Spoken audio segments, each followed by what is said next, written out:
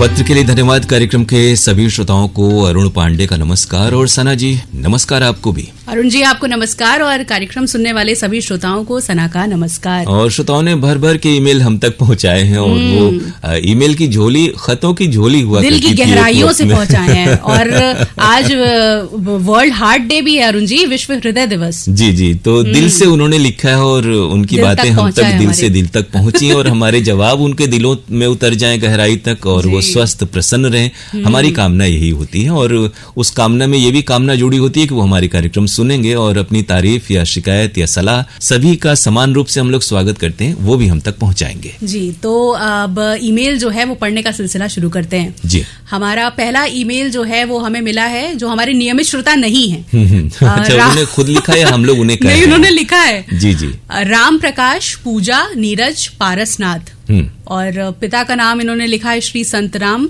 और माता का नाम कलावती। तो हम लोग की ओर से सभी को यथोचित अभिवादन नमस्कार। जी, इन्होंने भेजा है ये मेल गांव दुंदापुर देवरी कला थाना धानेपुर जिला गोंडा से। बिल्कुल पूरा पता हो गया और सब परिवार आप कार्यक्रम में हमारे शामिल हुए, ये बहुत खुशी की बात है। ये है कि आपका ये पहला मेल है तो उसका हम लोग स्वागत कर रहे हैं, लेकिन ये सिलसिला बनाए रखिएगा, ये आपसे वायदा हम लेते हैं। जी, ये लिखते हैं कि मैं रेडियो का बहुत पुराना श्रोता नहीं हूँ और कुछ समय पहले ही वाराणसी के रतिनाथ त्रिपाठी के साथ में रहता था। जी जी, उसी समय वो रेडियो सुनते थे, तो मैंने पूछा कि आज के समय में रेडियो कौन सुनता है, तो वो बोले कि एक बार सुनोगे तो पता चलेगा। जी बिल्कुल, ये बात है, बहुत सारे लोगों के मन में है कि कुछ चीजें पुरानी हो जाती हैं, लेकिन देखिए बहुत सारी चीजें पुरानी नहीं होती हैं। सभ्यता, संस्कार, परंपरा, ये समय के साथ ये चीजें थोड़े बहुत तब्दीलियों के साथ चलते रहती हैं। जैसे पहले ट्रांजिस्टर होते थे और लोग उसे लेकर चलते थे, बड़े बड़े रेडियो सेट थे, उससे पहले रेडियो सुनने के लिए लाइसेंस फीस भी लगा करती थी एक वक्त में।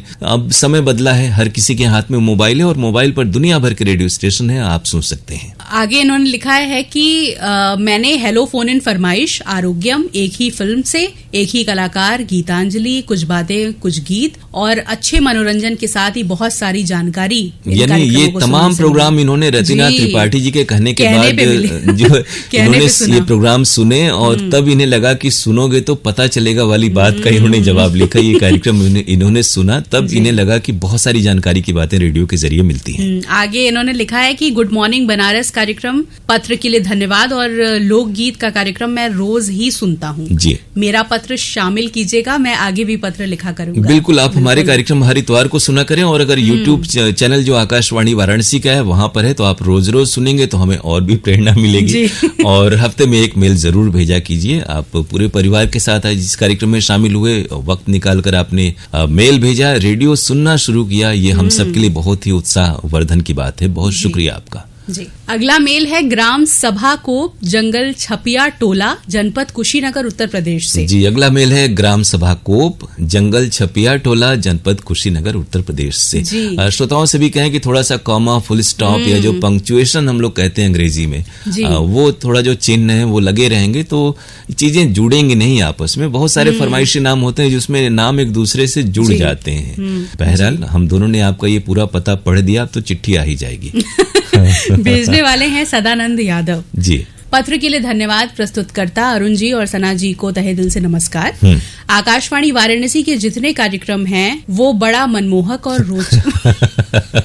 अच्छा, इससे पहले भी एक मेल में, ये जो आपके मेल में टाइप हो गया है बड़ा जी, तो हमें लगा थोड़ा सा राजस्थानी पुट है, लेकिन तो वो बना वाली पुट नहीं है। ये थोड़ा हमारे जो आजकल जो गैजेट्स हैं उनमें जो सजेशंस आते हैं, लेकिन हम लोग कुछ भी जब लिखते हैं तो एक बार उसे दोबारा देख लेंगे तो हमारे जो साथी हैं सब कोई सही तरीके से पढ़ पाएंगे।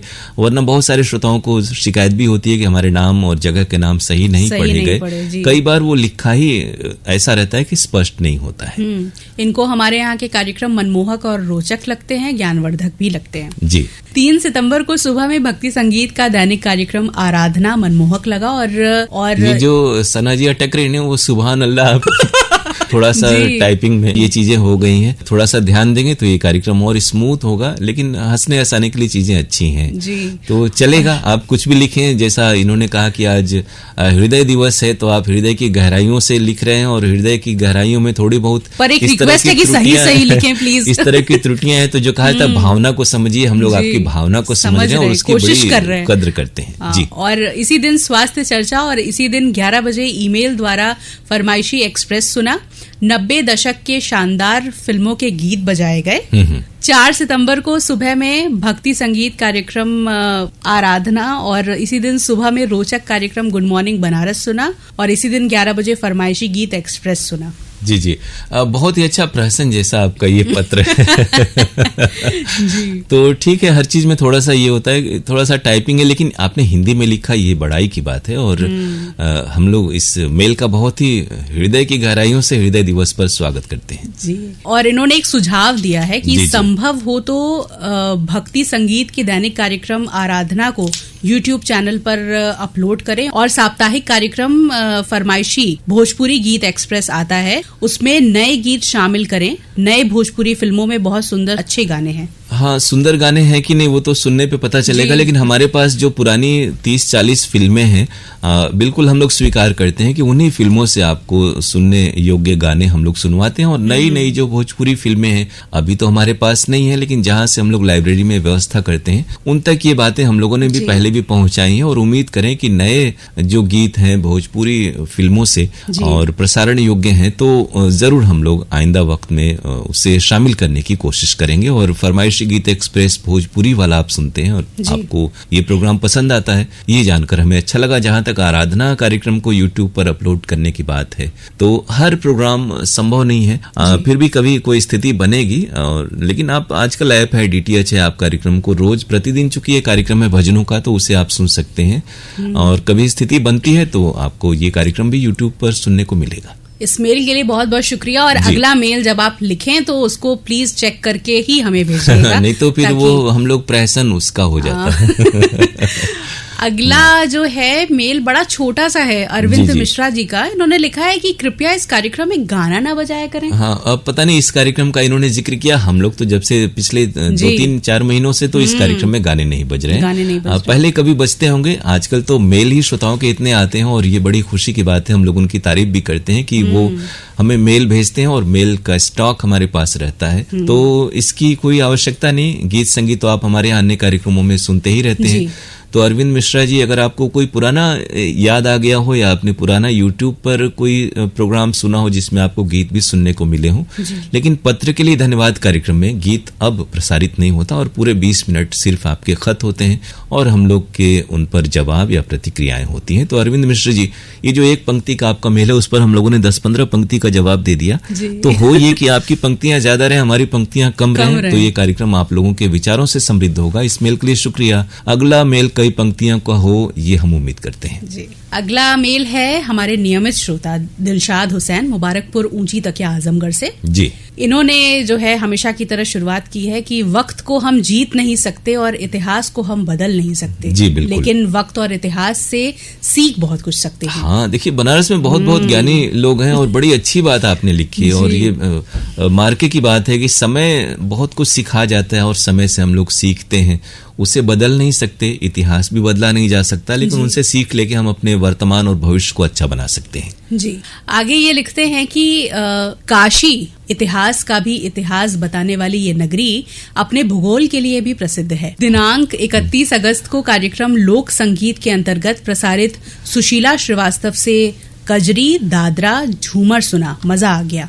इतनी अच्छी प्रस्तुति के लिए धन्यवाद। तो आपकी बधाई सुशीला श्रीवास्तव जी तक पहुंची। और आपने जहां तक इतिहास भूगोल की बात की है तो हम लोग आप जैसे श्रोताओं के खतों से भी बहुत कुछ सीखते हैं, तो ये सिलसिला बना रहे। आगे क्या लिखते हैं? आगे लिखते हैं कि दिनांक 31 अगस्त को कार्यक्रम गीतांजलि सुना। दोस्ती पर अच्छे अच्छे गीत और दोस्ती कितना मजबूत रिश्ता है। लाजवाब प्रस्तुति के लिए बधाई। तो आपकी बधाई प्रस्तुतकर्ता तक पहुंच रही है और दोस्ती आपकी हमारी भी जो ईमेल और प्रोग्राम के जरिए है और हमारे साथियों के साथ है वो इसी प्रकार बनी रहे, ये हम उम्मीद करते हैं जी। आगे ये लिखते हैं कि दिनांक 1 सितंबर को नाटिका मेहमान कैसे कैसे सुनी, हंसते हंसते लोटपोट हो गए। जी। और उसी दिन लोक रंग कार्यक्रम सिद्धार्थ जी द्वारा प्रस्तुत किया गया था, अच्छा लगा। तो दोनों ही कार्यक्रम आपको पसंद आए। सिद्धार्थ जी भी यथा समय प्रोग्राम में आते हैं, तो उस दिन संयोग अच्छा रहा कि सिद्धार्थ द्वारा प्रस्तुत लोक रंग भी आपको सुनने को मिल गया, और आज इतवार है कार्यक्रम में जो झलकी थी वो भी आपको पसंद आई। आपकी बधाई सिद्धार्थ जी सहित प्रस्तुतकर्ता और लेखक तक पहुंच रहे साथी कलाकारों तक भी। आगे ये लिखते हैं कि 3 सितंबर को कार्यक्रम फरमाइशी गीत एक्सप्रेस अरुण जी द्वारा प्रस्तुत सुना, सभी चुनिंदा गीत मनभावन लगा। आज ही कार्यक्रम सुहाने तराने सुना, पसंद आया। आपकी इनायतें आपके करम गीत दिल को छू लिया। ऐसे बहुत ही यादगार गाने हैं जो फिल्म संगीत के, जो समय समय पर हमारे जीवन में खुशियां भर देते हैं, भावनाओं को जन्म देते हैं, और हम क्रिएटिव रहते हैं। और हम लोगों के कार्यक्रमों का भी यही उद्देश्य है कि आपके ये जो जीवन यात्रा है उसमें अच्छे पल हमारे प्रोग्राम आपके लिए लेकर आए। तो दिलशाद जी, बहुत अच्छा लगा आपके इस मेल को पढ़कर। यूं ही अपना साथ, यानी जो दोस्ती जिसका आपने जिक्र किया, बनाए रहिएगा। जी। अगला मेल है सरोज आहूजा का, ग्राम बरहनी, चंदौली, उत्तर प्रदेश से। जी। पत्र के लिए धन्यवाद। कार्यक्रम प्रस्तुत करने वाले अरुण जी और सना जी को हमारा नमस्कार। हमारा पिछला ईमेल अपने कार्यक्रम में शामिल नहीं किया, उसका खेद है। जी। लेकिन हाँ, चलिए आगे क्या लिखते हैं बताएं। लेकिन अरुण जी के इस आश्वासन पर कि आप फिर भी मेल भेजते रहा करिए, हम ये मेल भेज रहे हैं। तो ये आपको कहें कि कई बार ये होता है ना कि आपके 1-2 मेल हमारे पास रहते हैं, फिर हमें इस कार्यक्रम में 7, 8, 9 जितने भी श्रोताओं के मेल शामिल हो सके उनके आकार के हिसाब से, उतने हम लोग कोशिश करते हैं कि अलग अलग श्रोताओं के मेल शामिल हों। तो कई बार 1 हफ्ते के बाद दूसरे तीसरे हफ्ते तक का वक्त लग जाता है, तो ऐसे में थोड़ा सा इंतजार करना है और आपका मेल कार्यक्रम में जरूर शामिल होता है। और अब जब हम ये प्रोग्राम कर रहे हैं तो आपका ये दूसरा मेल है, पहला मेल आपका पिछले सप्ताह शामिल हुआ है, तो उस मेल को आपने जरूर सुना होगा और आपकी ये शिकायत तो स्वतः दूर हो गई है। जी। आगे इन्होंने लिखा है कि ये एक कार्यक्रम विशेष से संबंधित है जो जन्माष्टमी के दिन रात्रि 10 बजे रूपक प्रसारित हुआ था, कृष्णम वंदे जगत गुरु, उसके संबंध में। जी। इस कार्यक्रम को सुनते हुए मुझे अपने यूनिवर्सिटी के दिन याद आ गए, जब काशी हिंदू विश्वविद्यालय के मालवीय भवन में रविवासरीय गीता प्रवचन में मैं विद्वानों के प्रवचन सुना करता था, हर एक बात के लिए श्लोक।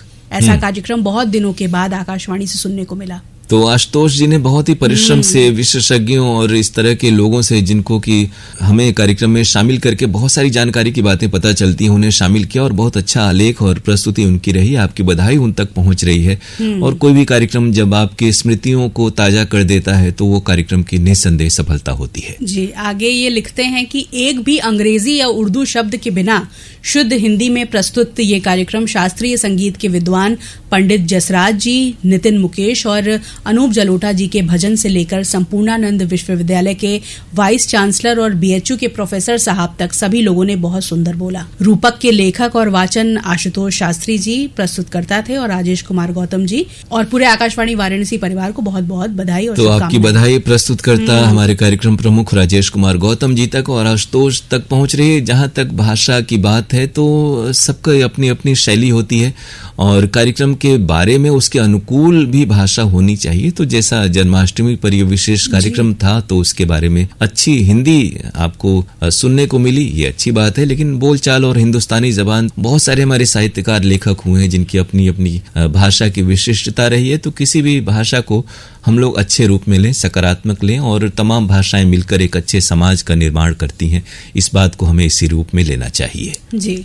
आगे इन्होंने लिखा है कि एक और बात कि आपके केंद्र से प्रसारित गुड मॉर्निंग बनारस कार्यक्रम में व्यस्तताओं के वजह से सुबह नहीं सुन पाता हूँ, जिसे मैं फेसबुक पर सुनता था, लेकिन इधर काफी दिनों से वो कार्यक्रम नहीं आ रहा है। क्या वो बंद हो गया है? यदि हमारा ये मेल शामिल होगा तो अगले मेल में विस्तार से। जी बिल्कुल, आप विस्तार से लिखिएगा और हम आपका ये मेल शामिल है। रही बात जो सोशल मीडिया प्लेटफॉर्म है, वो आकाशवाणी वाराणसी का फेसबुक हो या फिर यूट्यूब चैनल हो, तो कई बार ये होता है कि हमारे जो आशुतोष जी हैं जो ये देखते हैं सोशल मीडिया, तो वो अवकाश पर रहते हैं या फिर कई बार अन्य व्यस्तताएं भी होती हैं व्यक्ति की, तो देर सवेर हो जाता है। फिर भी हम लोग कोशिश करते हैं कि आपको उन जगहों पर भी हम अपने श्रोताओं को जोड़े रहें। जितने ज़्यादा मंच हैं ज़माने के हिसाब से हमारे कार्यक्रम भी हर जगह उपलब्ध होने चाहिए, ताकि जो उस वक्त लाइव अगर कोई नहीं सुन पा रहा है तो बाद में कभी भी और बार बार भी सुन सके।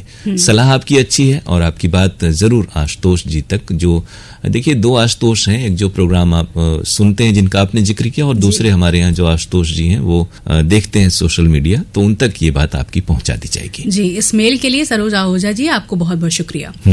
अगला मेल है बीरेंद्र सिंह आजाद का, ग्राम पीपलवा, नौबतपुर, पटना, बिहार से। नेत्रदान महादान आरोग्यम प्रोग्राम के माध्यम से आकांक्षा जी द्वारा प्रस्तुत प्रोग्राम सुना, बहुत ही अच्छी जानकारी मिली। डॉक्टर साहब और आकांक्षा जी को दिल से धन्यवाद। 25 अगस्त को एक झलकी सुना, मेहमान कैसे कैसे, काफी रोचक लगा। 27 अगस्त को अंगनैया प्रोग्राम के माध्यम से बहुत ही अच्छी जानकारी सुनने को मिली। वृक्षारोपण अभियान में महिलाओं की भूमिका, प्रस्तुतकर्ता को शुक्रिया। 28 अगस्त को अंजू तिवारी जी द्वारा प्रस्तुत प्रोग्राम फरमाइशी गीत एक्सप्रेस सुना, बहुत ही सुंदर और दिल को छू लेने वाला लगा। 29 अगस्त को NCERT द्वारा प्रस्तुत चांद बीबी की जीवन पर आधारित उनकी वीरता की कहानी सुनी, काफी प्रेरणादायक लगी। अंत में अरुण जी और सना जी से मेरा एक विशेष आग्रह है कि किसी भी श्रोता के पत्र को पूरा पढ़ा जाए, अधूरा नहीं। हम लोग तो खुद ही कहते हैं कि आप हमें विस्तार से, तफसील से हमें लिखें, डिटेल में, प्रस्तुतकर्ता का नाम, दिनांक और कार्यक्रम। तो जो भी आप डिटेल में लिखते हैं, बहुत सारे श्रोता डिटेल में नहीं लिखते, या फिर थोड़ा सा वो बातें पूरी साफ तरह से नहीं समझ में आती, तो कुछ जगहों पे हमें वाक्य को बनाना पड़ता है। तो अगर आप सही तरीके से लिखेंगे और लिखकर एक बार पढ़ लेंगे तो आपके पूरे के पूरे मेल हम लोग तो निसंदेह शामिल करते हैं। आपने भी ये महसूस किया होगा। और बहुत सारे कार्यक्रमों का आपने जिक्र किया, आपकी बधाई सना जी तक, अंजू तिवारी तक, और बाकी जो कार्यक्रम NCERT में आपने सुना तो वहां तक भी आपकी बधाई पहुंच रही है। और अरुण जी, अब समय जो है हमें इजाजत नहीं दे रहा है, तो अब श्रोताओं से और इस कार्यक्रम से विराम लेते हैं हम जी। और इसी वादे के साथ कि अगले सप्ताह हम फिर अपने श्रोताओं से मुखातिब होंगे। बिल्कुल। और श्रोता हमें pkldir@varanasi@gmail.com पर मेल भेजने का ये जो सिलसिला है, और पूरा का पूरा लिखेंगे वो पूरा ही शामिल होगा, ये बात हम लोग आपको तसल्ली दिलाते हैं। तो इस पर मेल अपना निसंदेह हमें भेजते रहें। हम आपसे अगले सप्ताह मिलेंगे, तब तक के लिए सना सलीम और अरुण पांडे को इजाजत दीजिए। नमस्कार।